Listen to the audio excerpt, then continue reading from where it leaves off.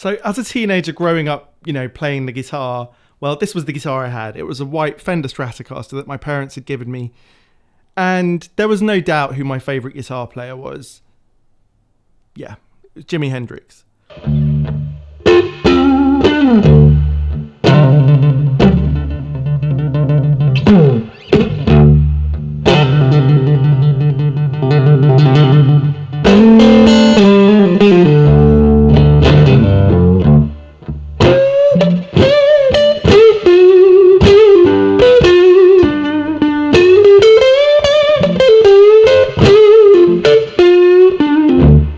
And I played guitar for several years when I was in my teens and then stopped. I was about 18, 19, and started up again 3.5 years ago. And I've been in love with it, my whole life, really, even when I didn't play for 17 years. I often thought about it and thought, when will I get back into this? Well, here's what surprised me. I got back into playing the guitar and looked on YouTube, and pretty much everything, if you were into sort of older music, blues and blues rock, was about a guy who played a guitar like this, one Stevie Ray Vaughan. Now, there's no surprise why. Stevie Ray Vaughan is an incredibly, magical guitar player. And some might even argue he took what Hendrix did and even took it up a level or two. But I'm at heart a Jimi Hendrix lover, and it's taken me a few years to realise that I want to get back to my roots on that.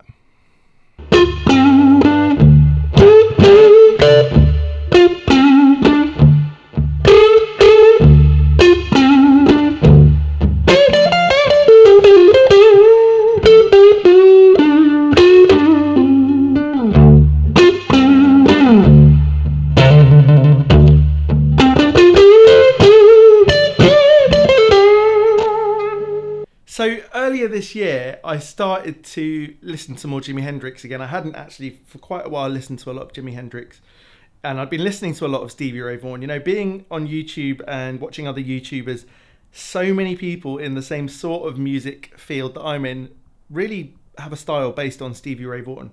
And to be honest with you, I felt quite inadequate, that I had zero chops when it came to Stevie Ray Vaughan, and I thought I could try and learn something.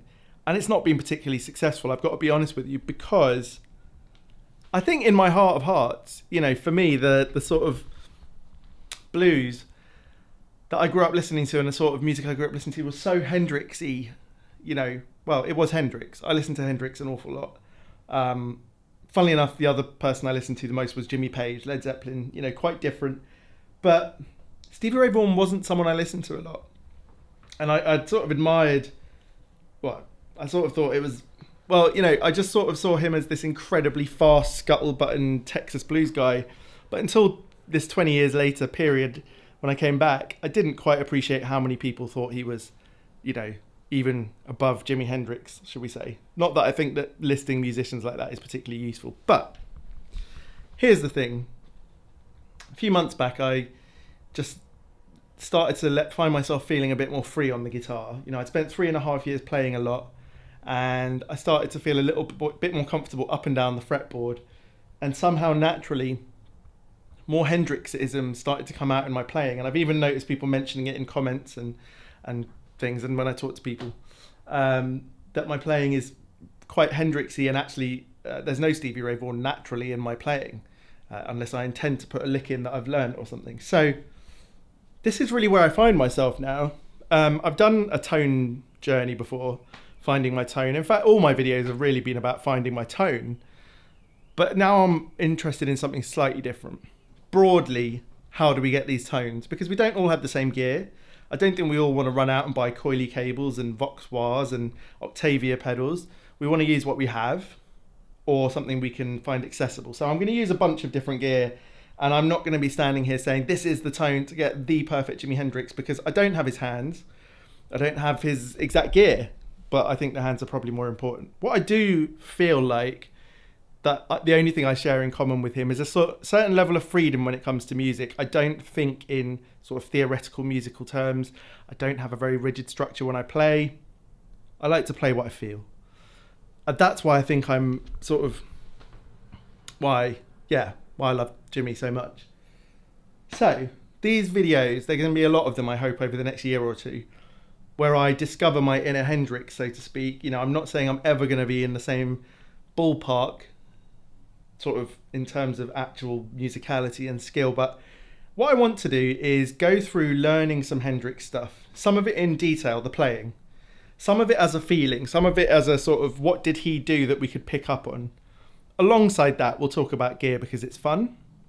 I probably will end up buying some new gear that goes with this sort of thing because it's fun to explore it. And I hope you'll sort of come along with me. And I want to go through various tracks that I find super important. So Voodoo Child, that slow blues in the sort of lower tuning, is one of my favourite ever tracks. And I'm going to spend quite a long time on that. And I want to do some videos exploring licks that are in there, how to get certain sounds that I find in there, and just how to play with that level of freedom that he had. And sort of, there's a lot of space in that track in his playing. It's not all fast stuff, which is great. And then I think, you know, there are some classic Hendrix stuff that I would delve into to find out what it is that makes them so particular and have so much personality. You know, Voodoo Child, Slight Return, Hey Joe, and The Wind Cries Mary, most likely those tracks. And then I want to learn Jimmy's real blues from Red House. I think it's one of the most perfect, for me, examples of one player's blues. Which I love. So I hope you come along with me for that.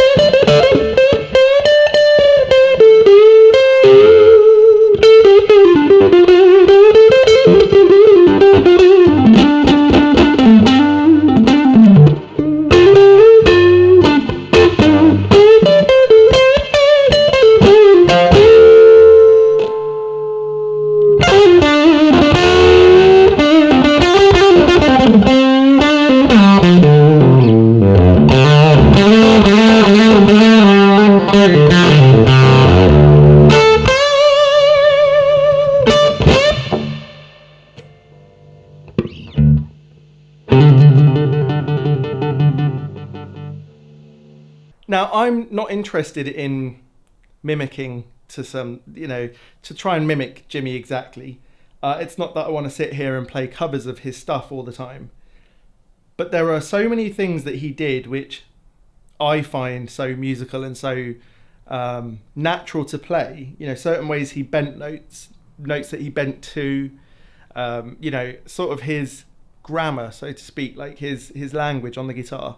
You know, and people learn B.B. King and they learn Albert King and they learn Stevie Ray Vaughan and even Eric Clapton and Jimmy Page and everything.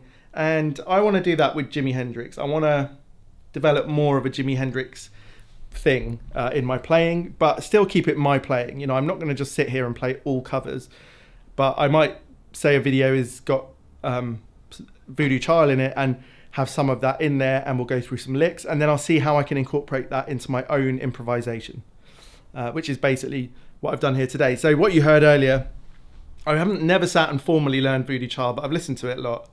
And as I listened and sort of picked up the guitar and sort of tried to figure it out, that's what I came up with. But I've never sat there and with my guitar and the track and gone, right, now he plays this, now he plays that, you know, and in order. So I actually do want to do that. So I think one of the next few videos, if not the next one, is going to be sort of like 10 licks to learn from that track and the order they're in. So yeah, I hope you find that interesting because I really want to put a lot of time into this. So really, I don't want to say too much more in this video. This is an introduction to what is going to be a big theme on my channel. And if you're interested in Jimi Hendrix or learning more about his style of playing, then you know, I hope you find it interesting. Tell me in the comments what sort of things you'd like me to look at. You know, on the gear side, I am going to be looking at, you know, how to set your fuzz face to sound like Jimmy, what other pedals he used.